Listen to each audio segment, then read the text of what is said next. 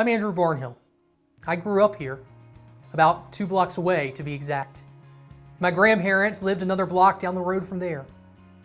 Wilmington is my family's home, and I remember learning in church growing up that there was no greater honor than service to the community right outside your door. People in Wilmington taught me that. The house I live in today once belonged to my great-grandmother. Right here in this house, she taught me about the history of our county and how much it's grown over the decades that she lived here. Through all her stories and my own experience growing up, I couldn't help but form a sense of pride for southeastern North Carolina. It was here that I received my education through our public schools, graduating from New Hanover just like the last 3 generations of my family. It was here that I helped my first client, preached my first sermon, and taught my first class. After college, I spent time crafting healthcare policy at a law firm in Washington, learning about the needs of our veterans by working alongside Congressman McIntyre, and even serving as a trauma chaplain inside a busy emergency room. When I came back home to Wilmington, I quickly saw that my home community just wasn't represented in Raleigh like it used to be. I also saw a legislature more content to tear things down than build things up.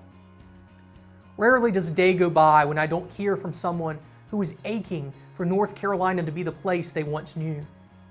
People like my friend Sam, who graduated with me, who learned how to run the lighting for our sound stages at the movie studios, and now had to take his family to Georgia because a small grant program for a few $1,000,000 just doesn't cut it. People like my former teacher, who didn't know until 3 weeks into the school year if she was going to have an assistant helping her with a class of 30 kindergartners. People like my friend Wes, who picked up and moved down to South Carolina because he wanted to work hard and provide for his family, but North Carolina wouldn't even compete to bring the new Volvo plant to our state.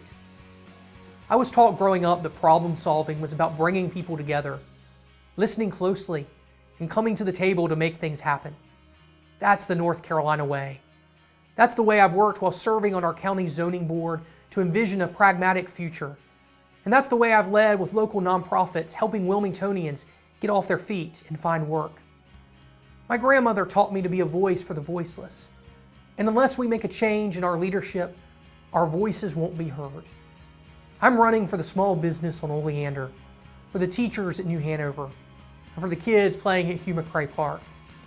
It's time for a new generation of leaders who are bold enough to get up every day and build a better North Carolina. That's why I came back home, and that's why I'm running for North Carolina Senate.